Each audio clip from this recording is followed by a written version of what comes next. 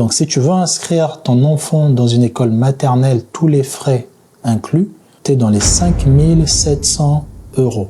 Hello les amis, j'espère que vous allez bien. Moi, c'est Christian Zobadilabella. Je suis le fondateur de Soba Agency, qui est une agence de production, et le cofondateur d'En face de toi, qui est un jeu de cartes et un média. Dans cette vidéo, j'ai fait une dernière vidéo déjà où je parlais du mensonge un peu qu'on raconte sur le retour en Afrique. Est-ce que l'Afrique c'est fait pour tout le monde? Donc tu peux aller regarder la vidéo ici.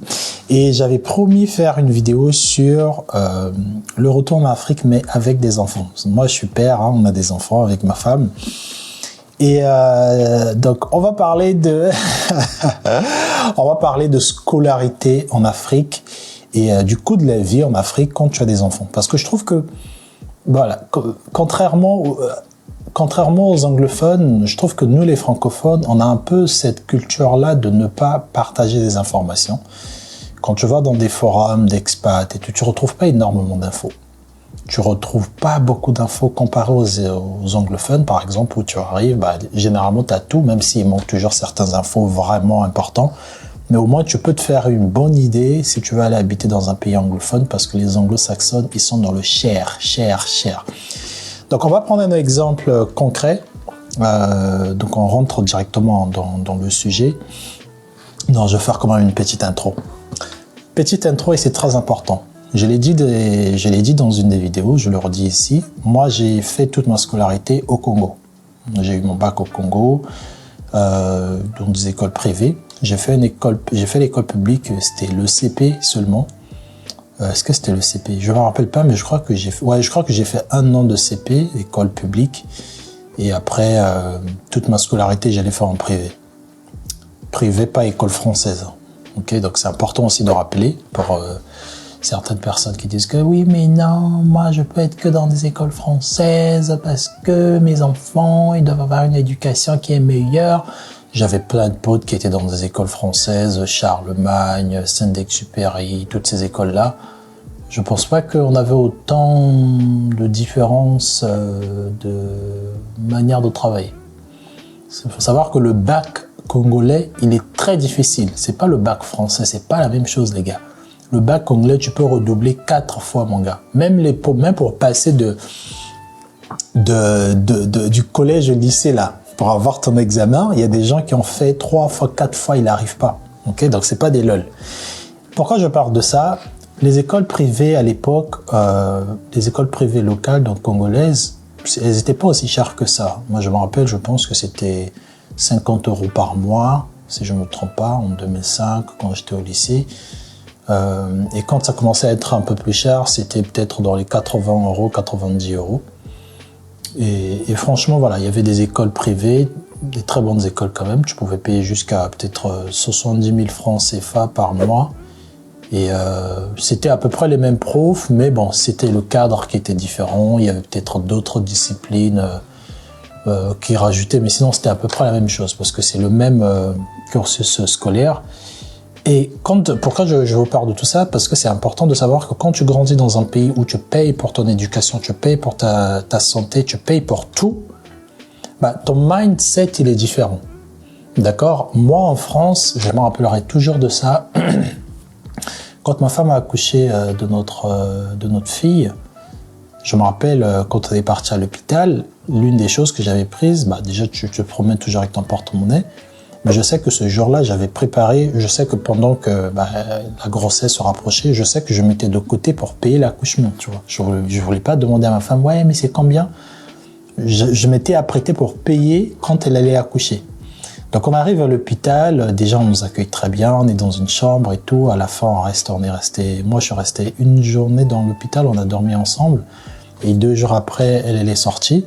Et quand elle a accouché, le jour qu'elle sortait, je me suis dit, bon, écoute, c'est aujourd'hui que tu dois payer. Et là, je vois ma femme qui plie tous ses bagages. Elle sort avec un gros sourire. Merci, madame, au revoir. Je dis, mais bébé, on paye pas. Elle m'a dit, on paye à qui? Elle m'a dit, non, mais t'inquiète pas, la sécu, je sais pas quoi. J'ai fait, ah ouais, d'accord. Et même, je me rappelle aussi, j'avais... c'est quand t'as la CMU, tu vas chez l'ophtalmologue, tu vas chez le je sais pas qui, tu ouvres ta bouche, on te soigne, t'es donne, tu dis un gros merci et tu sors. Et pareil, la scolarité, tu inscris juste tes enfants à l'école, tu payes quoi, la cantine vite fait, peut-être 40 euros, 100 euros maximum.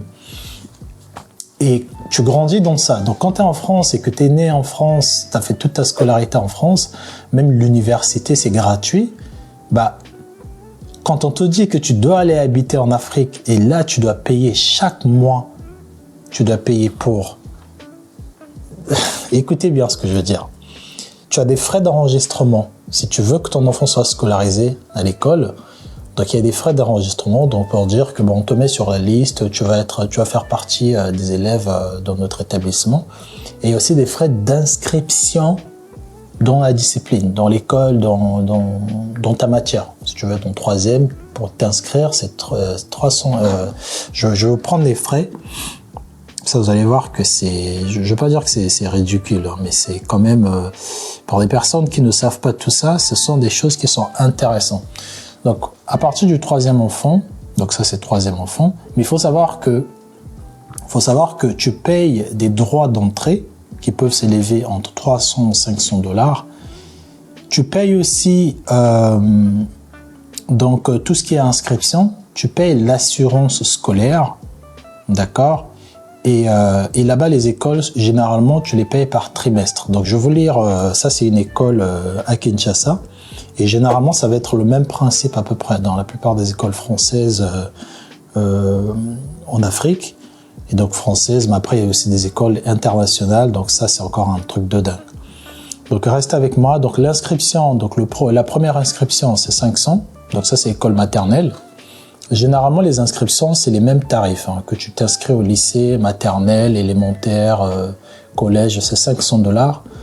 Donc, les frais d'inscription. Donc, droit de première inscription, c'est 500 $. Frais d'inscription, 350 $. Assurance scolaire, 500 $. Donc, total de frais d'inscription. Bref. Et là, on est à frais de scolarité premier trimestre. Donc, les 3 mois, tu payes 1900 $ quand tu es à la maternelle. Donc, quand ton enfant en petite section, moyenne section, grande section, là, chaque trimestre, ton enfant paye 1900 $. Donc, le deuxième trimestre, il paye un peu moins cher, il paye 1800 $. Et le troisième trimestre, il paye 1100 $. Ça, c'est maternelle. Donc, si tu vas en Afrique, dans un des pays africains et que tu veux scolariser ton enfant dans une école française, le premier trimestre, si ton enfant est au collège, le premier trimestre, c'est 2280 $. Le deuxième trimestre, c'est 2090 $ et le troisième trimestre, c'est 1180 $. Donc, au lycée, ça, c'est le même prix que le collège. Et tu as aussi des... Donc, tu es environ à 5000. Donc, si tu veux inscrire ton enfant dans une école maternelle, tous les frais inclus, donc toutes les inscriptions et tout, tu es dans les 5700 $. Et s'il est au collège, c'est 6400 €. Et s'il est au lycée, c'est 6400 €. Donc, ça c'est super intéressant. Ça c'est l'école, donc le lycée français de Lubumbashi. Donc ça c'est les tarifs. Et généralement, comme je disais, ça va être à peu près dans ces eaux-là. Tu vas payer 5000 € l'année pour un enfant. Donc vous voyez que quand on parle du retour en Afrique, pour une personne qui n'a jamais connu cette réalité-là de payer des frais scolaires, en tout cas si tu n'as jamais payé de scolarité à ton enfant en France, dans un pays, on va dire, où l'éducation, dans les conditions d'éducation, il ne faut pas se le cacher, hein, elle est un peu meilleure que dans beaucoup de pays, tu ne payes pas. Ton enfant il va au collège, au lycée, s'il est dans des lycées publics, tu ne payes pas.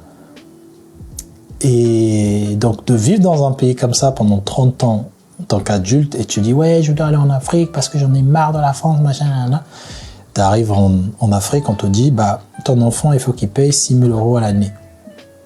Donc, si tu en as un, c'est 6000, si tu en as deux, c'est 12 000, si tu en as trois, c'est 18 000 €. Tu vois qu'on n'est pas dans les mêmes setups. Si tu as 3 enfants et que tu vas habiter à Kinshasa, tu payes 18 000 € l'année, juste pour qu'ils partent à l'école. Ok? Vous allez me dire, il y a la bourse. La bourse, pour faire la bourse, tu ne peux pas faire la bourse pendant que tu es à l'étranger. Pour faire la demande de la bourse, il faut que tu te rendes dans le pays. Il faut que tu démissionnes. Il faut que tu déposes un courrier à la CAF comme quoi tu déscolarisais ton enfant. Ils vont te donner des papiers. En gros, il faut que tu dises à toute l'administration française que je quitte la France. Ce qui n'est pas souvent le cas quand les gens décident de partir. Ils disent juste allez, je plie mes clics et mes claques, je fais un vide-grenier, je vends toutes mes affaires et je me barre. Et quand tu arrives là-bas, on te dit, ah, mais tu sais, il y a la bourse, et tu essaies de faire la bourse, on va te dire, non, il faut que tu ailles à la CAF, il faut que tu nous donnes tel papier. Et il y a tellement d'autres papiers aussi à faire. Et ça, c'est la réalité, au fait, de l'Afrique. C'est pour ça que je dis que l'Afrique, c'est pas pour tout le monde, les gars. Là, on est dans une école française, hein, vraiment l'entrée de gamme. Bon, l'entrée de gamme, non, il y a l'école publique, je pense pas que si tu quittes l'Europe, tu vas aller mettre ton enfant dans une école publique. L'école privée, ça se discute, quel type d'école privée. Il y a l'école française, il y a l'école internationale, il y a l'école américaine, et eux, c'est juste un film de Darche. D'accord? Donc, on reprend un exemple. Donc, si tu es une personne qui gagne 3 000 €, mais même pour gagner ça, bon, on sait tous que c'est des salaires de cadres, je crois, des cadres avec 5 ans, 6 ans d'expérience. Si monsieur gagne 6 000 et que madame gagne 6 000 aussi, je pense que potentiellement c'est jouable. D'accord? Mais si vous êtes dans des setups normaux, comme on rencontre beaucoup en France, c'est pas tous les Africains qui gagnent très bien leur vie. Et ça, c'est la fausse idée souvent que beaucoup de personnes se font. Si vous gagnez tous les deux 1 400, 1 500 € environ et que vous n'avez pas de source de revenus extérieure, en ligne, des business, ne ramenez pas vos enfants en Afrique pour y vivre. Vous allez vivre comment? Dites-moi déjà. Parce que vous êtes habitué à un certain standard ici, à l'électricité, tu te fais même... En fait, ce sont des choses qui n'existent même pas dans ta tête. Tu te dis pas, je vais m'allonger et j'aurai une coupure de courant toute une journée. Ça peut arriver, mais on va annoncer ça à la télé, ça va passer en boucle, ça va être imprimé on va t'envoyer un texto par ton fournisseur. Dans beaucoup de pays d'Afrique, tu peux te réveiller comme ça, bim, l'électricité part, bim, il n'y a plus d'eau. Donc si tu n'as pas de groupe électrogène, et il faut que tu saches encore c'est quoi un groupe électrogène. Toi, tu es né, grandi en France, tu n'as jamais vu un groupe électrogène. Tu vas commencer à aller l'acheter où? Si vous êtes tous les deux en couple et que ni monsieur ni madame, tu vas emmener une femme qui était née ici, noire ou pas noire, tu vas la emmener en Afrique, toi-même, tu n'as jamais habité en Afrique, tu n'as pas de business rentable, l'Afrique, ce n'est pas pour tout le monde. D'accord? Ce côté un peu idéal, ouais, je veux rentrer en Afrique parce que c'est bien, machin, ça coûte hyper cher. D'accord? Ça, c'est la réalité, au fait. Et donc, c'est soit tu accommodes, tu crées vraiment, pendant que tu es là en Occident, tu crées une source de revenus que tu peux plus ou moins diriger en remote, comme on dit, tu fais des allers-retours jusqu'à ce que ça se concrétise vraiment. Si tu vas ouvrir un fast-food, si tu vas créer un service de livraison, voilà, tu crées quelque chose, parce que des business, il y en a énormément sur place, il faut juste s'y rendre. Tu fais des allers-retours, tu vas, tu regardes, tu dis, ah non, dans tel domaine, il y a un savoir-faire qui manque, bah, je vais retourner de temps en temps en Afrique pour voir comment je peux mettre en place tel business. Mais encore, il faut que tu tombes sur la bonne personne. Parce qu'on sait tous que là-bas, la mentalité, c'est, tu arrives, tu as toutes tes thunes, on peut, bon, je veux prendre 1 000 €, c'est pas grave, il gagne 2 000 € parce que tu as dû être toute ta famille, que tu gagnais 3 000 €. Donc, voilà, c'est pas facile, les gars. D'accord? Maintenant, l'avantage de quand tu as déjà habité en Afrique, bah, tu connais plus ou moins ces réalités-là. Tu te dis, ok, je rentre pas en Afrique pour avoir le même cadre que j'avais en Europe. Ça veut dire que je suis prêt à sacrifier la climatisation dans une maison, ou je suis prêt à sacrifier d'avoir un gros appartement comme celui-ci, avec cuisine ouverte, fauteuil, je sais pas comment, machin, là. Je veux me mettre comme j'habitais au fait quand j'étais jeune. Est-ce que l'école française, s'il y a une grosse différence, peut-être que je vais le mettre dans une meilleure école privée et là, au lieu de payer 6 000 € à l'année, tu payes peut-être 1 000 € à l'année. C'est jouable aussi. D'accord? 1 000 € à l'année, si tu prends un collège, ça équivaut environ, donc 1 000 €, on va prendre 650 000. 1 000 € à l'année, si on divise par 12, c'est environ 54 000 francs CFA par mois. c'est jouable. Dans certains pays, je sais que chez moi au Congo, à Brazzaville, c'est jouable. À Kinshasa aussi, peut-être. Mais si tu te dis, moi, je suis français, mes enfants doivent aller que à l'école française, nanana. Après, ce que tu peux faire aussi, petit tips, tu peux te dire, bah, quand j'arrive, la première année, l'enfant est scolarisé dans un lycée, dans un collège local, mais je fais toutes les démarches pour l'année prochaine pour que l'enfant ait sa bourse. Parce que tu peux faire une demande de bourse, et encore la bourse, il y a un certain seuil c'est toujours avec la CAF, hein, en fonction de combien tu gagnais, de tes avantages pas, de ce que tu avais, quel est ton statut, ton quotient familial.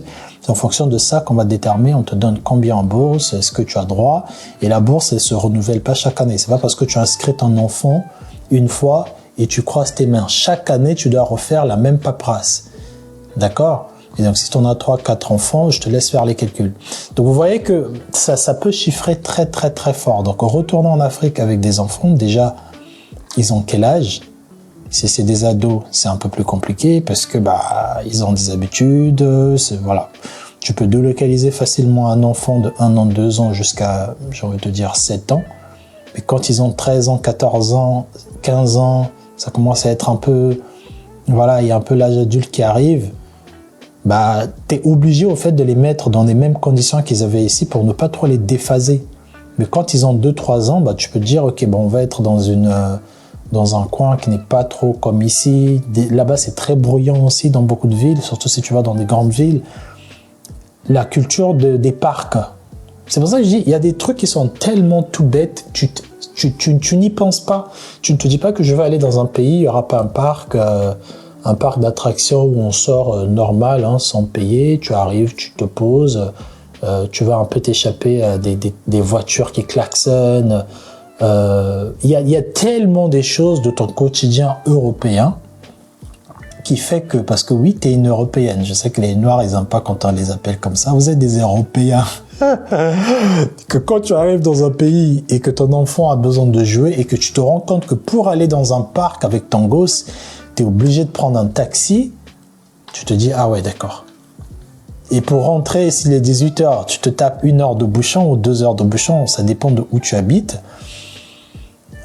Et si tu es en mode, ouais, mais je veux rentrer pour habiter un peu dans là où c'est vert, machin, dans la forêt, parce que moi, je vais être en contact avec les arbres et tout. Si tu habites là-bas, le type d'école que tu auras là-bas, tu n'auras pas les écoles françaises. Les écoles françaises, elles sont uniquement au centre-ville. C'est un truc de dingue, les gars. Tu veux scolariser tes enfants dans les écoles françaises, la majorité des écoles françaises sont au centre-ville. Ça veut dire que tu es obligé d'habiter pas loin de l'école des enfants. Tu es obligé d'habiter, disons que si tu es au Congo, tu es obligé d'habiter vers Plateau, vers OCH, vers Mongali, voilà, dans des quartiers un peu, Mpila, tu vois, des quartiers comme ça, vers le centre-ville, là. Et pareil à Abidjan, si tes enfants sont au Plateau, tu vas pas aller habiter à Bingerville, bon, sauf ils vont faire un pont bientôt qui va traverser Plateau, mais tu vas pas habiter à 1 heure de la ville alors que tes enfants veulent être scolarisés dans une école française. Donc encore une fois, plus tu t'éloignes, moins tu as des bonnes écoles, et plus tu t'éloignes aussi, moins tu as des coins où tes enfants pourraient potentiellement se retrouver, donc tout ce qui est centre commercial. Hein. Si tu as tes ados et qui veulent aller chez Carrefour pour acheter du Yoplait, pour acheter, que sais-je, du H&M, parce que c'est des gosses, ils veulent acheter des vernis, des trucs de jouer à la PlayStation, il y a tellement des choses qui manquent. Après, tu peux être optimiste, tu peux te dire que ça manque, moi du coup je veux créer ça, mais on est conscient que ça demande énormément d'investissement. D'accord ? Donc, vous voyez que le retour en Afrique, il peut être très cher si tu ne connais pas certaines choses. C'est pour ça que la plupart des gens qui arrivent, ils partent 1 mois, 3 mois, ils essaient de vivre, ils essaient à chaque fois de sortir, ils se rendent compte que, wow, on avait 30 000 euros de côté, en 6 mois, il ne reste que 9 000 euros, il faut qu'on rentre en France là, parce que c'est plus possible. C'est plus possible. Donc, mesdames ou messieurs, si c'est votre femme qui est plus, je vais rentrer en Afrique, et que elle a des business en ligne, Laisse-la faire des allers-retours un maximum possible, même pendant 1 an, même pendant 2 ans. Laisse-la faire des allers-retours. Et pareil, si c'est toi, monsieur, qui est plus motivé par ce projet-là, c'est un projet de couple. C'est pas un projet individuel. C'est pas monsieur qui veut plus rentrer que madame. Non. Les deux, vous devrez en parler et peser le pour et le contre et voir qu'est-ce qu'il vous faut. D'accord? Si vous avez un appartement, si vous voulez acheter ici et vous laissez votre appartement ici pour avoir l'argent des locataires et utiliser une partie de cet argent-là pour payer les frais de scolarité, ok. Si vous avez un business en ligne, vous voulez mettre de côté pendant un certain nombre d'années avant de partir, ok. Mais ne faites pas l'erreur de se dire que oui, mais c'est l'Afrique, c'est moins cher, avec 2 euros, tu peux te payer un repas. Oui, quand tu es en vacances, mais quand tu habites là, quand tu es au pays même bien, on parle pas de la famille encore, hein, de la famille qui vient te rendre visite, il y a l'oncle qui vient, il y a un tel qui est malade, ils vont t'appeler, machin, hein. C'est-à-dire que tes dépenses vont être doublées fois 2 parce que tu as 2 gosses, tu as une femme, vous êtes 3 et toi 4. Si tu as un oncle à chaque fois qui sait que monsieur un tel est rentré au pays, et ça c'est un gros point de fois qui bloque plusieurs personnes de rentrer chez eux, c'est la famille. Quand la famille sait que l'enfant là il est venu, ça veut dire qu'il est venu avec l'argent. Lui il a quitté Meng là-bas, il vient ici là, ça veut dire qu'il est plein d'argent. À chaque fois tu vas ouais mais il y a ton oncle, on va amputer son pied, il faut donner 200 000 francs. Tu dis ouais c'est que 200 euros tu donnes. Ouais c'est que tant, ah bah c'est que 100 euros, ah c'est que 50 euros. Et à la fin du mois, tu te rends compte que tu as claqué 500 euros juste en aidant quelconque membre de famille et plus tes enfants, plus des imprévus. Et tu te dis, mais en fait, c'est quoi le problème? Et donc, pour éviter tout ça, essayer de rentrer, lancer des business sur place, essayer de voir, il y a plusieurs personnes comme Philippe Simo, investisseur africain, Stéphanie, et il y a d'autres personnes moins connues aussi qui ont des business où vous pouvez investir en groupe. Moi, je pense que c'est une très belle initiative. Hein. Au lieu d'investir tout seul, tu te casses le visage. Après, tu viens dire, ouais, mais escroquer l'argent, non. Regarde des personnes qui vont souvent, qui ont des business. Par exemple, nous, ce qu'on va faire, on va commencer aussi dans le transport et dans les salles de jeu et dans d'autres business aussi que vous allez voir. Hein. Donc, au fur et à mesure, si tu es du Congo et que tu veux avoir un truc sur place avant que tu t'installes au Congo et que tu veux avoir des revenus, comme ça, quand tu arrives, en fonction de ce que tu avais investi, chaque mois, on peut t'attribuer un certain montant. Je pense que c'est la meilleure solution. Ou même au fur et à mesure, tu peux, toi, descendre au pays pour voir si ce business-là vraiment marche. Parce que toi, tu ne veux pas faire confiance à ta famille, parce que ta famille, on connaît tous ces histoires. Donc voilà, essayez de regarder un peu en fonction de où vous voulez aller habiter. Et t'es pas obligé d'aller vivre dans ton pays d'origine pour éviter un peu toute la famille et toutes les tracasseries de donne-moi 50 000, ma voiture a eu un accident, machin. Tu peux aller dans un autre pays, mais essaie de voir s'il n'y a pas déjà des histoires de clubs, un peu, tu vois, les clubs d'investissement où tu peux intégrer un truc réglo. Hein. Il y a plusieurs personnes qui font des choses réglo. Comme ça, au moins, tu sais que quand tu travailles ici, tu as 3 000 euros de salaire, madame aussi, elle a 3 000 euros plus. Vous enlevez un épargne que vous investissez dans ce business-là sans compter aussi si vous voulez vous mettre dans la crypto, des choses comme ça, des choses. En tout cas, investissez un maximum, faites des allers-retours, partez en vacances avec vos enfants pour que les enfants aussi commencent à avoir ce langage-là de oui, mais maman, on part quand en Côte d'Ivoire, on part quand au Sénégal, on part quand. Et au fur et à mesure, Dieu va vous ouvrir aussi les portes et vous verrez que le retour sera de plus en plus simple. Mais s'il vous plaît, ne pensez pas que le retour en Afrique est simple parce que vous n'avez aucune idée, vous êtes devenus des Européens. Vous avez une autre culture. La mentalité là-bas, tu payes sur tout. Tout, tu dois payer. Tout, tu dois payer. Au début, on se dit, c'est pas cher, c'est 5 euros. Ouais, mais la femme de ménage, c'est 50 euros par mois. Mais c'est rien. Ah, mais le marché, c'est combien? 20 euros. Oh, c'est rien. Oui. Mais quand tu rassembles tout ça et quand tu rajoutes l'équation avec les enfants, c'est un truc de fou. Donc, pose-toi les vraies questions. Est-ce que tu veux habiter en Afrique parce que tu en as marre de l'Europe, parce que l'Europe, on te traite de sale nègre, de sale je sais pas quoi. Et du coup, tu t'es dit, à cause de ça, je vais intelligemment m'installer en Afrique. Donc, je veux voir quel est le secteur qui paye, donc quoi je peux me lancer. Est-ce qu'il n'y a pas déjà un gars qui s'y connaît mieux, que je me rapproche un peu de lui pour voir comment je peux rajouter un peu d'argent dans ces investissements. Comme ça, j'ai quelque chose, tu vois. Et au fur et à mesure, si tu trouves que tu es capable de le faire, toi-même, tu peux aussi le faire. Mais pose-toi les bonnes questions avant de faire le gros saut, ok? Désolé, les vidéos, elles sont longues, mais ce type de vidéo me passionne tellement, j'ai envie de vous dire tellement de choses. Allez regarder cette vidéo qui, je pense, que va vraiment t'inspirer, et ce sont des idées de business aussi que je partage avec vous sur cette chaîne. Et on se retrouve sur une autre vidéo, les gars, ok? Allez, big up.